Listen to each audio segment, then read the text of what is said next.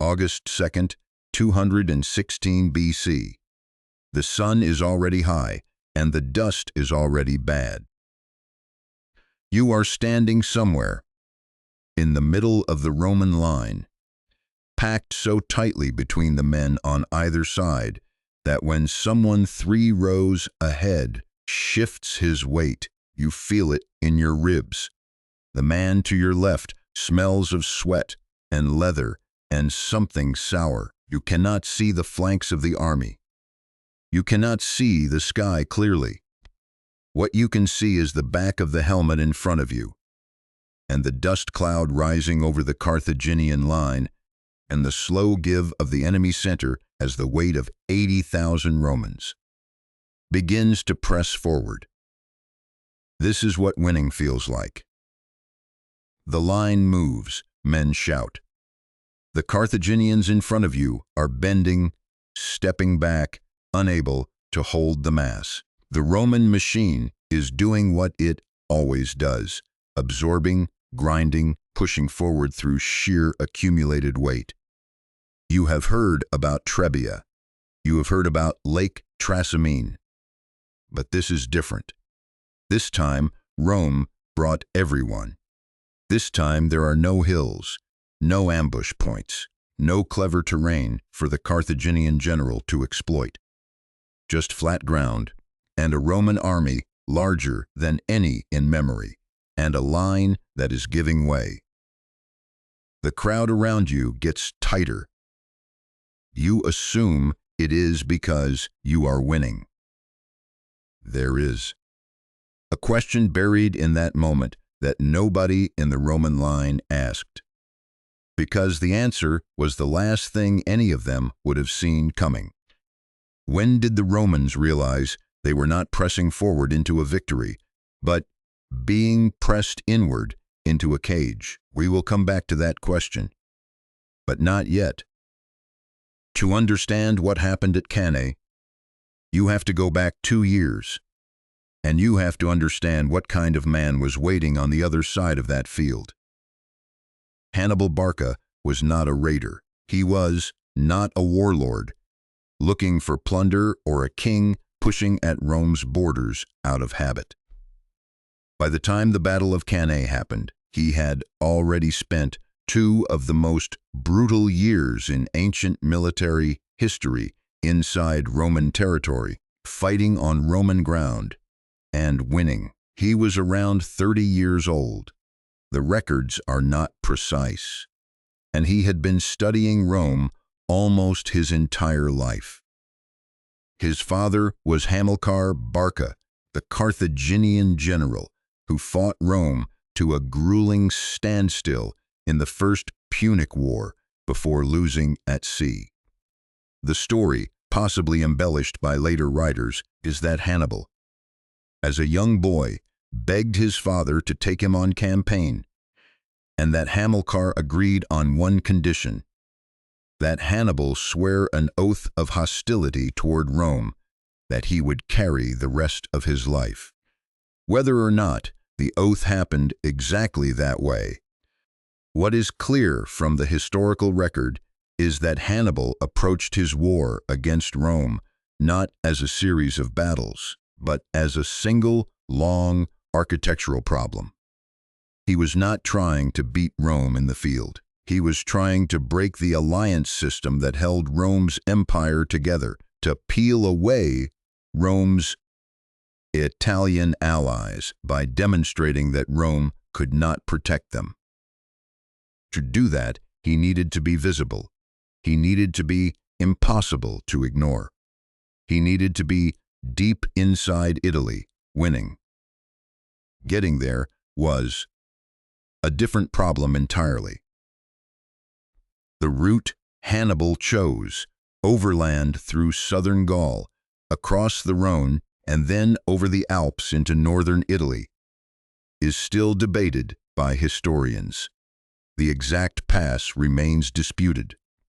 What is not disputed is what the crossing cost. He started with somewhere between 40,000 and 50,000 soldiers and perhaps 3 dozen war elephants. By the time he descended into the Po Valley on the Italian side, he had lost roughly half his men to cold, starvation, rockfall, and fighting with alpine tribes along the route. The elephants were mostly gone. His army was exhausted, hungry, and on foreign soil with no supply line behind it. And then he won. The first real test came at the Trebia River in the winter of 218 BC. A Roman army under the consul Tiberius Sempronius Longus crossed the river in the early morning to attack Hannibal's camp on the far bank. The men waded through freezing water before dawn on an empty stomach in December cold. By the time they reached the other side, their hands were numb. Hannibal had already eaten breakfast. His cavalry had already been deployed. And waiting in a dry stream nearby was a hidden force of 2,000 infantry and cavalry under his younger brother Mago, positioned there the night before, invisible, patient, ready to hit the Roman rear the moment the main battle locked their attention to the front. The Romans lost somewhere between 15,000 and 20,000 men. The exact figure is disputed in the sources. Livy and Polybius give different numbers, as they often do, but the shape of the disaster is consistent across both accounts. Hannibal had not beaten Rome with superior numbers or superior weapons. He had beaten Rome by knowing what the Roman commander would do before the Roman commander did it. The pattern was there from the first battle. Hannibal read aggression, translated it, then arranged the landscape so that acting on that aggression became fatal. 6 months later, he did it again. Lake Trasimene, June 217 BC. The Roman army under consul Gaius Flaminius was marching north through Etruria, following Hannibal's column, closing in for what Flaminius intended to be a decisive engagement. Hannibal let the gap narrow just enough. Then he chose a narrow road that ran along the northern shore of Lake Trasimene. Hillsides on the left, water on the right, morning fog dense enough to cut visibility down to almost nothing. He hid his entire army in the hills above the road the night before and waited. The Roman column marched into the defile at dawn. 15, maybe 16,000 men, stretched out in a long line with lake on one side and slope on the other. When the attack came out of the fog, there was no room to form a battle line. There was no room to do anything a Roman soldier was trained to do. Flaminius himself was killed early in the fighting. The battle lasted less than 3 hours. Somewhere around 15,000 Romans died on the shore or drowned trying to swim the lake. Another 6,000 were captured. Polybius, writing roughly a generation after these events and drawing on sources closer to the time, makes a point that historians still cite. At Trasimene, the Romans who survived the initial attack were so disoriented by the fog and the noise and the collapse of their formation that many did not understand what had happened until long after the killing had stopped. They had been inside the event and could not read its shape. Rome was in crisis. 2 armies, 2 consuls, 2 catastrophes in less than a year. The Senate debated. The city held, and a man named Quintus Fabius Maximus was appointed dictator with emergency powers to deal with Hannibal. Not by fighting him, but by refusing to. Fabius understood something that the Roman military culture found nearly unbearable to accept. Hannibal won by choosing the moment of engagement. take that choice away, and his advantage collapsed. So, Fabius followed Hannibal's army through the Italian countryside, shadowing it on high ground, cutting off foragers, starving the supply lines, never offering the pitched battle. Hannibal needed to demonstrate Roman vulnerability to Rome's Italian allies. The strategy was sound. It was also deeply unpopular.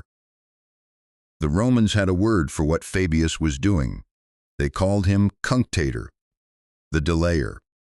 It was meant as an insult. The men in the field called it cowardice. The Senate grew impatient. Rome's allies in the south were watching, and what they were watching was Rome apparently hiding from a Carthaginian army that had been marching through Italian farmland for 2 years, burning what it needed, taking what it wanted. Every month, Hannibal remained unchallenged. Was another month that looked to Rome's allies like evidence that Rome could not protect them.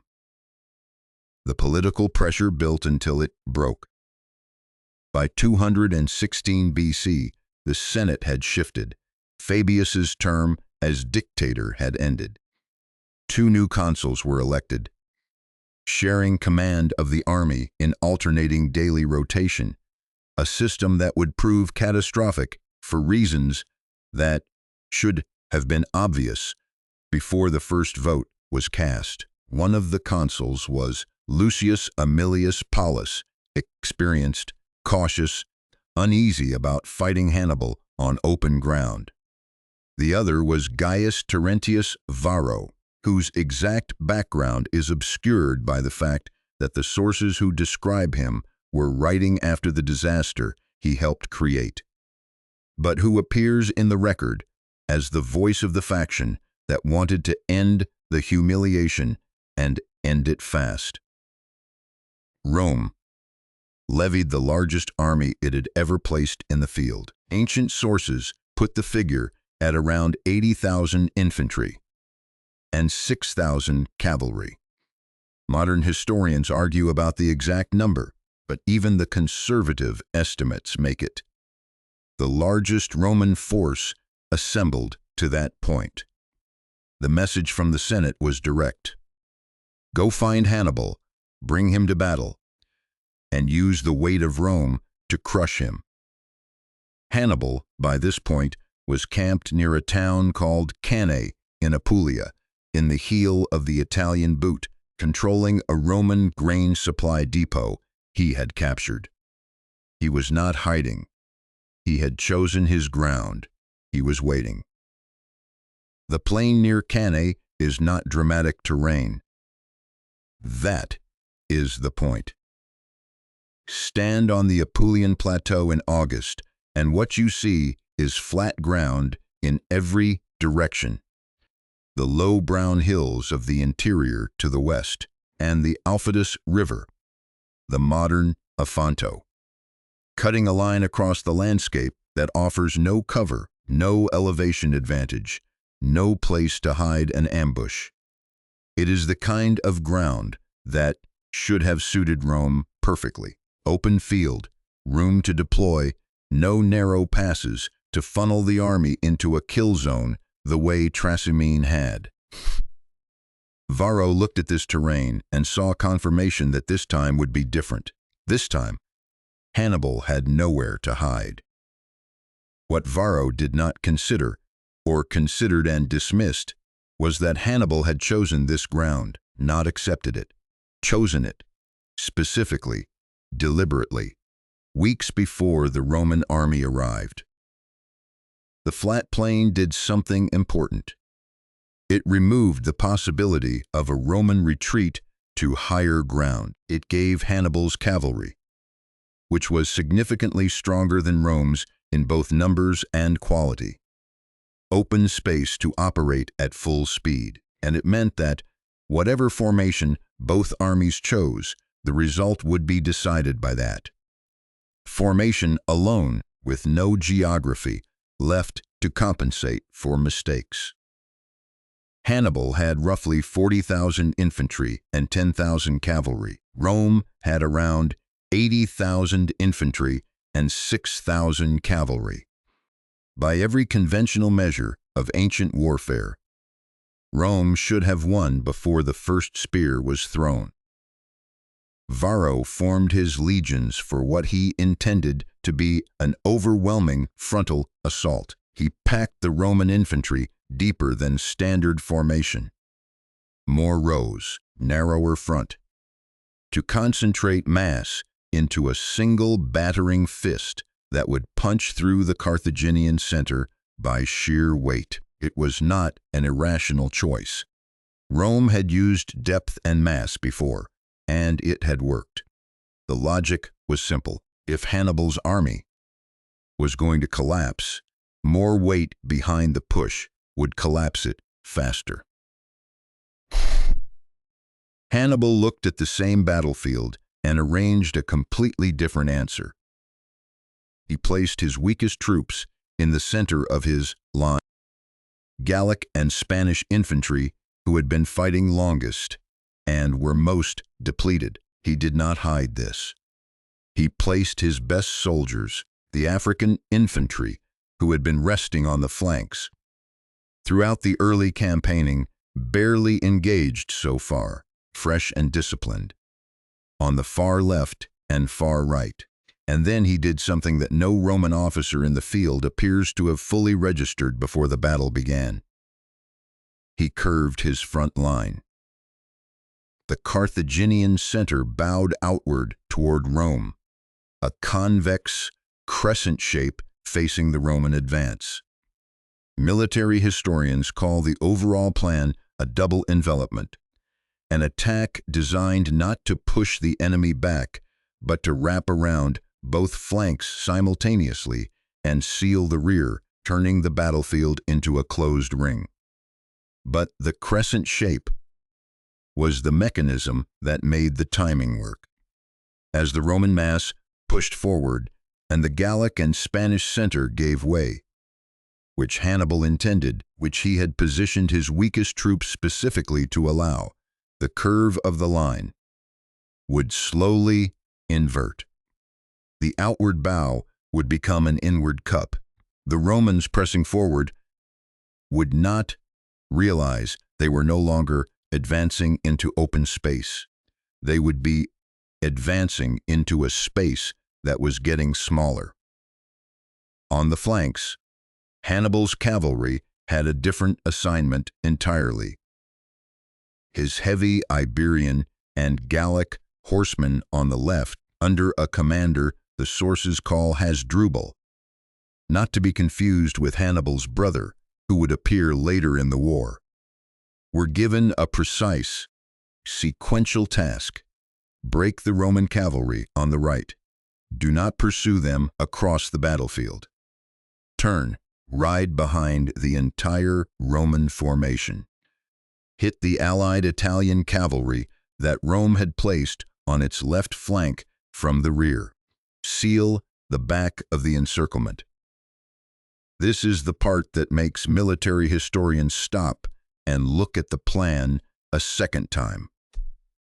Hasdrubal's cavalry had to win their engagement. Disengage. Deliberately, rather than chasing a retreating enemy across the field, execute a long arc around the back of a battle involving roughly 90,000 men, and arrive at the Italian cavalry's position at precisely the moment the encirclement needed them. In the noise and dust and chaos of an ancient battle, on horseback, without radio, without signals beyond horns and flags, this required discipline of a kind that is genuinely difficult to train for and nearly impossible to demand in the heat of a fight. Hannibal asked for it anyway.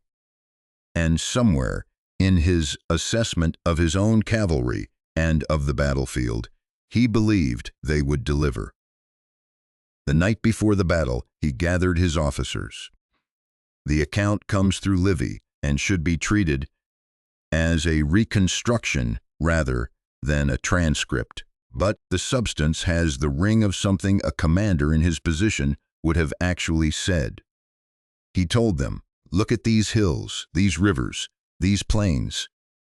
What you see is a promise that this is the day."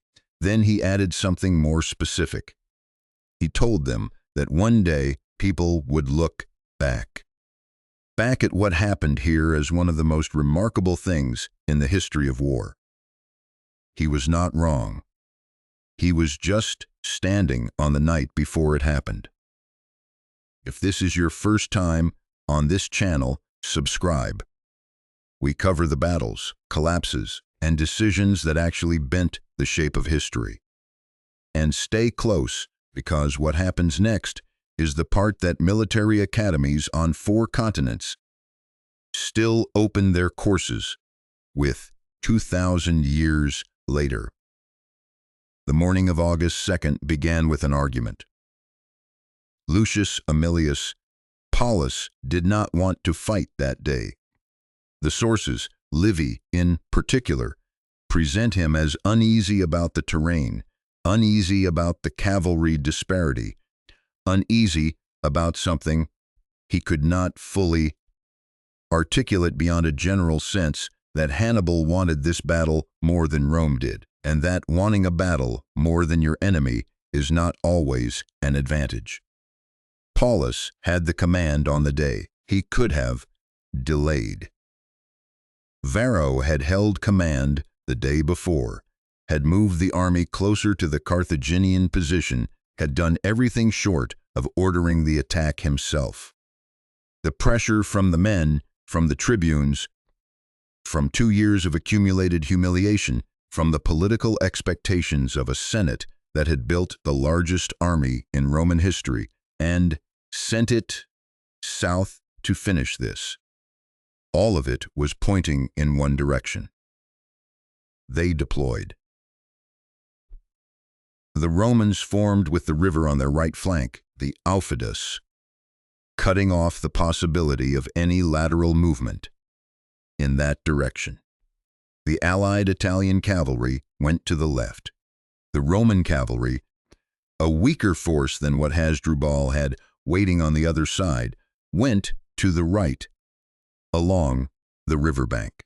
And the Roman infantry, 80,000 men, packed into a formation deeper than standard, shoulder to shoulder, row behind row, faced the Carthaginian center across a few hundred meters of flat Apulian dust. Across the field, Hannibal's line was set. The Gallic and Spanish infantry in the center were nervous. You would expect them to be. They were the weakest soldiers on the field, and they knew what their assignment was. Hold as long as possible. Give ground slowly. Do not break too fast, or the shape of the plan collapses before the flanks can close. On the far ends of the Carthaginian line, the African infantry waited in their captured Roman armor, stripped from the dead at Trebia and Trasimene, standing still in the heat, shield rims almost touching, watching the Roman mass across the plain. Hannibal rode along his line. The sources differ on exactly what he said. Some record a short speech, some only gestures.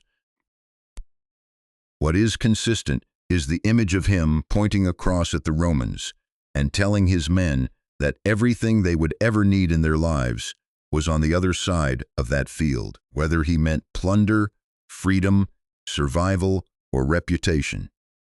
Depends on which ancient writer you are reading. Then the lines began to move. The Roman cavalry on the right engaged Hasdrubal's heavy horsemen almost immediately, and the engagement was brutal and fast. Roman cavalry doctrine in this period was not built for the kind of sustained melee that Iberian and Gallic horsemen excelled at.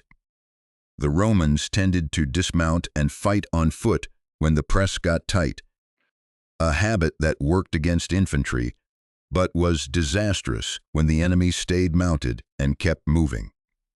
Hasdrubal's men drove the Roman cavalry back along the riverbank and then through it, killing enough of them that the rest scattered rather than regrouped.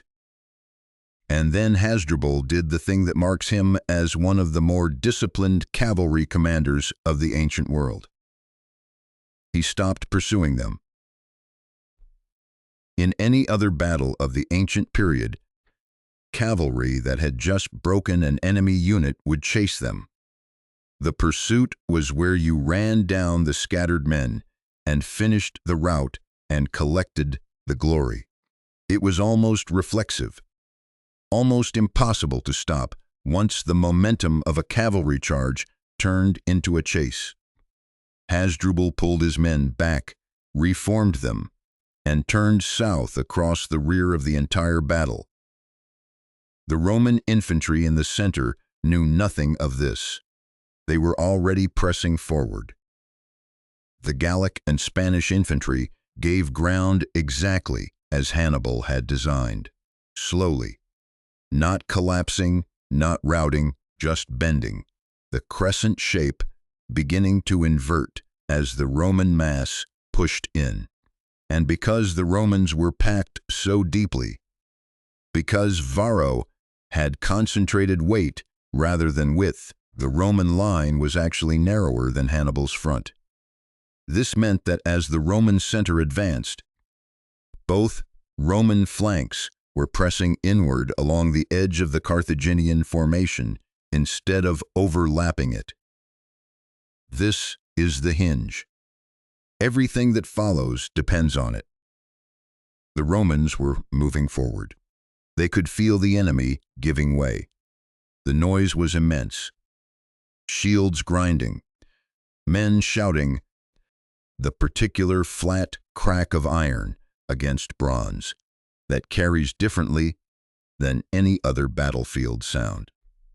In the middle of that crush, reading the battle by feel and sound more than sight, what you would have sensed was momentum. Your side's momentum. The enemy line bending under your weight. The Roman center pressed deeper into the gap. On the left flank of the Roman line, the allied Italian cavalry was still holding, but only just. They had not been hit yet by Hasdrubal's horsemen, who were still completing their arc around the rear of the battle. The Italian cavalry's attention was on the Numidian horsemen in front of them. Hannibal's light North African cavalry, fast and elusive, not trying to break the Italian horse, but simply keeping them occupied, keeping their eyes forward, keeping them from noticing what was coming from behind. This is what military historians mean when they describe Hannibal's battle plan as architecture rather than combat. Every piece of the Carthaginian formation had a specific function that only worked in sequence with every other piece. The weak center held long enough for the flanks to close. The Numidian cavalry screened the Italian horse long enough for Hasdrubal to arrive. Hasdrubal's discipline in not pursuing the Roman cavalry made the rear seal possible. Remove any one element and the shape of the trap does not close. It was not a plan built on Hannibal's army being stronger than Rome's army. It was a plan built on Hannibal knowing, with what appears to have been genuine certainty, how a Roman army would behave once the fighting started, and designing a battlefield shape that turned that behavior into the mechanism of its own destruction. The African infantry on the flanks had not yet moved. They were waiting. The African infantry received their order sometime in the middle of the afternoon. No one recorded the exact signal. A horn call, a messenger. Hannibal himself raising an arm from wherever he was watching the battle unfold. What the sources describe is the effect. The African veterans on both flanks, who had been standing nearly still, for the better part of an hour, while the Roman center ground forward into the Gallic and Spanish line, now pivoted. The left flank turned right. The right flank turned left. Both moved inward simultaneously, closing toward the Roman mass from both sides. At the same moment, or close enough to the same moment that the timing still impresses military historians who study it, Hasdrubal's cavalry hit the Italian allied horsemen from the rear. The Italian cavalry broke. The back of the formation was now open. Hasdrubal's men rode into it. The ring was closed. Go back to the Roman soldier in the center. He has been pressing forward for the better part of an hour. The enemy line in front of him has been giving way, not routing, not collapsing in the sudden dramatic fashion of a line that has been broken, just bending, yielding, pulling him deeper into the gap. He is not tired yet, not really, because the men ahead of him have been doing most of the work and he has been moving forward more than fighting. What he is aware of is the crowd. The crowd around him has gotten tighter. This has been happening gradually, so gradually that no single moment registered as an alarm. The men on his left and right are closer than they were. The man behind him is nearly touching his back. The press from the rear, 80,000 men trying to advance, has been building since the engagement started, each row pushing the rows ahead of it, a slow hydraulic weight that has been compressing the Roman center like a fist closing. He assumes this is what winning looks like. The crowd tightening means more Romans pushing forward, more pressure on the enemy, more momentum. He is wrong. What the tightening means is that the space around him is shrinking. The African infantry closing from both sides have been pushing the edges of the Roman formation inward. The Gallic and Spanish center, no longer needing to hold the shape of the crescent, has stopped yielding. The Roman advance is stalled. And the men in the middle of the formation, thousands of them, tens of thousands, are so packed together that they cannot lift their shield arms fully, cannot draw back a javelin, cannot turn. The killing that followed is one of the most documented single events in ancient military history, and also one of the most difficult to fully absorb as a factual statement. Polybius estimates around 70,000 Roman dead. Livy's figure is closer to 55,000. Modern historians treat both numbers with appropriate skepticism. Ancient casualty figures are notoriously difficult to verify. Sources had political and narrative reasons to emphasize the scale, and the logistics of killing that many men in a single afternoon pushes against what we know about ancient battle tempo.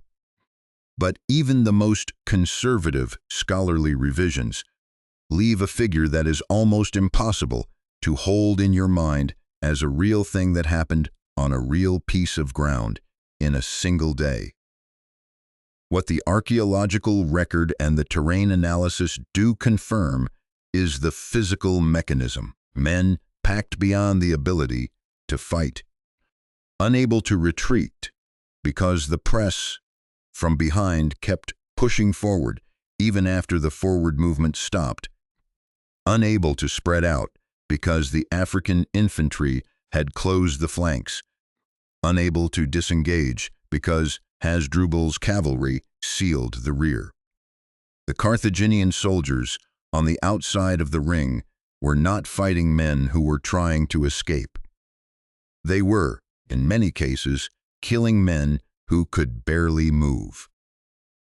Lucius Aemilius Paulus, the cautious consul who had not wanted to fight that day, was found dead on the field.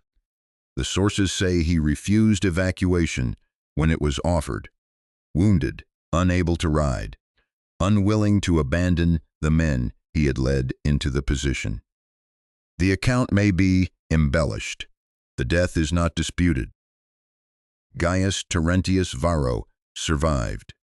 He escaped with a small group of cavalry and made it to a nearby town. The Senate, in a move that surprised some of the ancient writers who recorded it, did not prosecute him. They thanked him for not despairing of the Republic. The political reasoning was probably practical. Rome needed every surviving officer it had, but the restraint is still striking given what had just happened. Hannibal's officers, according to the sources, urged him to march on Rome immediately. The road was open. The field army was gone. The city had no comparable force to place between Hannibal and its own walls. He did not go. The reasons historians debate this decision fill entire chapters of books about the Punic Wars. His cavalry commander, Hannibal, reportedly said something that became one of the most quoted lines in ancient military literature, that Hannibal knew how to win a victory, but not how to use one. Whether Hannibal actually said this, or whether it was constructed later to explain what looked, in hindsight, like a catastrophic missed opportunity, is impossible to verify. What is clear is that Hannibal's strategy was never to sack Rome. It was to break Rome's alliance network, to demonstrate, visibly and undeniably, that Rome could not protect its Italian allies, and to watch those allies conclude that switching sides was the rational choice. Cannae was meant to be the proof.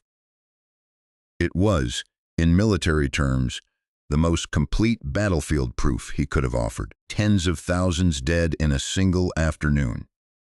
Both consuls either killed or politically ruined. The largest army Rome had ever assembled, gone.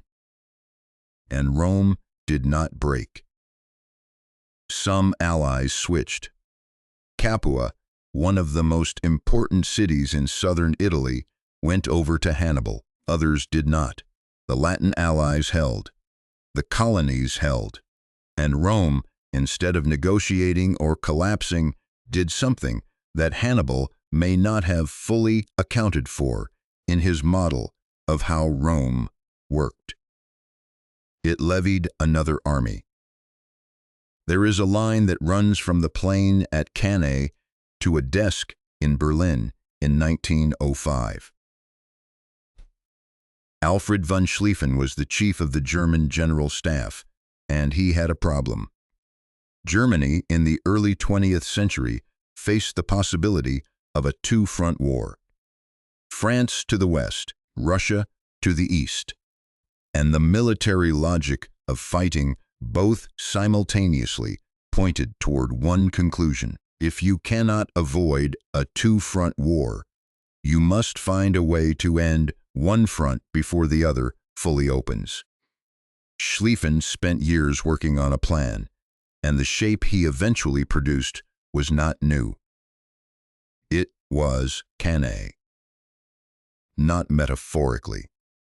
Schlieffen studied Cannae specifically, obsessively, and wrote about it directly. His plan called for a massive wheeling arc through Belgium and northern France. A single enormous movement scaled up to an entire army group that would swing around the French left flank, encircle Paris, and close a ring behind the French army before it could retreat. Some accounts suggest he was still sketching revisions to the plan from his deathbed, though historians differ on how literally to take that detail. The language he used in his planning documents described it in terms Hannibal would have recognized: envelopment, encirclement. The destruction of the enemy's ability to fight rather than simply the defeat of his will to continue. The Schlieffen Plan failed. For reasons that historians still debate, though logistics and Russian mobilization speed are usually near the top of the list. But the fact that a Prussian general was still reaching back to a battle fought on an Italian plain in 216 BC, still treating it as the template for the most ambitious military operation his country had ever attempted. That fact says something about what Cannae actually was.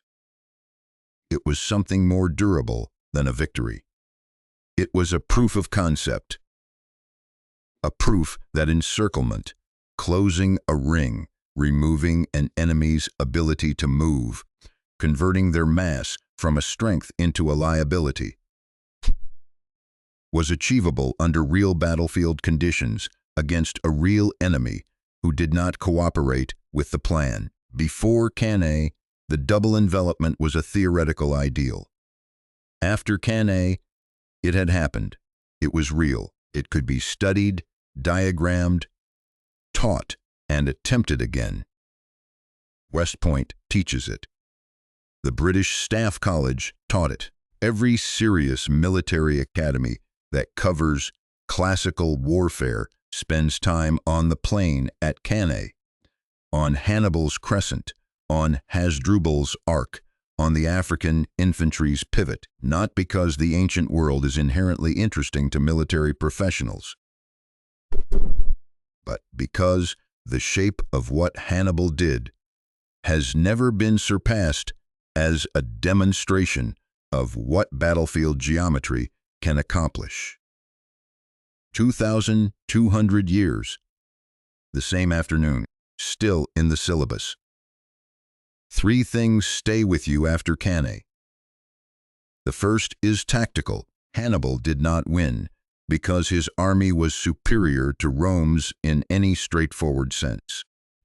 His men were outnumbered, undersupplied, operating far from home without a reliable supply line, and had been living on Italian farmland for 2 years. What Hannibal had was an understanding of Roman doctrine that was deeper than Rome's own commanders had of themselves. He knew how a Roman army would respond to pressure. He knew what Varro would do when given an apparently favorable position on open ground. He knew that the instinct to pack the line deeper and push harder was so embedded in Roman military culture that no commander on the day would override it, even if doubt existed. He built a trap from Rome's own training. The second is strategic. Cannae was Hannibal's greatest victory, and, in a longer sense, the beginning of his defeat. Rome did not negotiate. Rome did not collapse. Rome did not do what every prior civilization in the Mediterranean had done when faced with a catastrophe of this scale, which was to seek terms before the next one arrived.